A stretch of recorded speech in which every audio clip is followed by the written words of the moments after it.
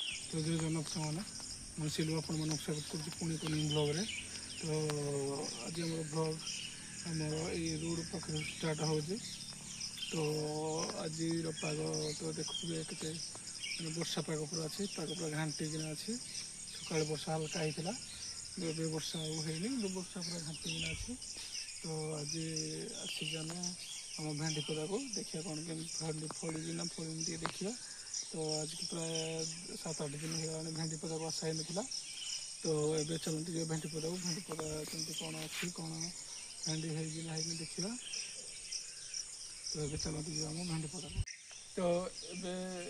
आपको देखिए किसी अलग दृश्य तो आस देखिए ये गोटे जो कलरा पदा है तो कलरा पदा आप देखिए कलरा पदा गछ नाली गछ मरी मरी आसगला कारण कलरा बर्तमान तो लास्ट स्टेज होगा तो मझे गोटे गोटे भेंडी गछ अच्छे तो कलरा जो तुला होता पूरे देखते पाचला गुड़ा हो वर्षा जो कलरा गछ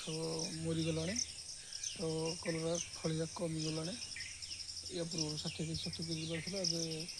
काली कलरा तुला होता 20 केजी बाहर तो वर्षा जो कलरा फल कमी जाए पानी दिहन वर्षा जो जी आम भेंडी पदा पार्क तो ये आप देखिए आम भेंडी पदा पार्क पलि आसिए तो गोटे गछ पड़े बड़े बड़े शागन गछ रहीगला ये गोटे महल गछ अच्छी से गोटे आंब गछ अच्छी तो ये आम शागन गछ के अच्छे